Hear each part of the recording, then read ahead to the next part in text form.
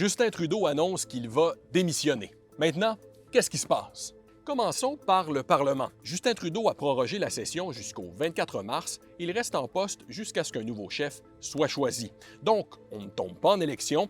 C'est comme appuyer sur pause. Les affaires courantes continuent d'être gérées par Justin Trudeau et ses ministres, mais les députés ne siègent pas. Il n'y a pas de période des questions ni de comité parlementaire. Le gouvernement évite donc d'être renversé par les partis d'opposition pendant cette période-là.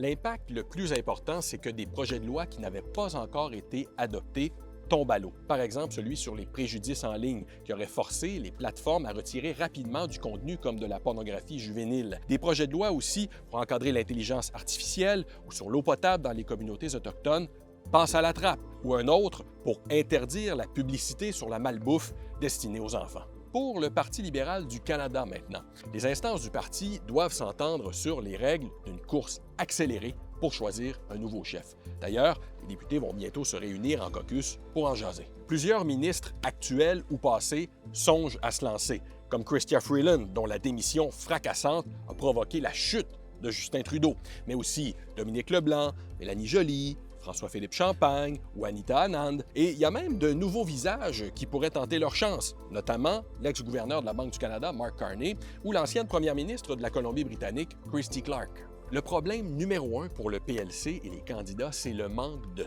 temps. 80 jours seulement environ pour faire campagne, se forger une vision et couronner un chef, tout ça en préparant une possible campagne électorale au printemps. Le défi pour les libéraux dans tout ce désordre, c'est de prouver qu'ils sont capables de gouverner correctement sans se laisser distraire par la course à la direction du parti. Tout ça pendant que Donald Trump arrive au pouvoir et menace le Canada de tarifs douaniers. Gros menu. Dès le retour au Parlement, le 24 mars, le nouveau chef doit être prêt à se lancer en campagne électorale parce que les partis d'opposition ont promis de faire tomber le gouvernement à la première occasion. 2 votes de confiance leur permettraient de le faire une fois la prorogation passée.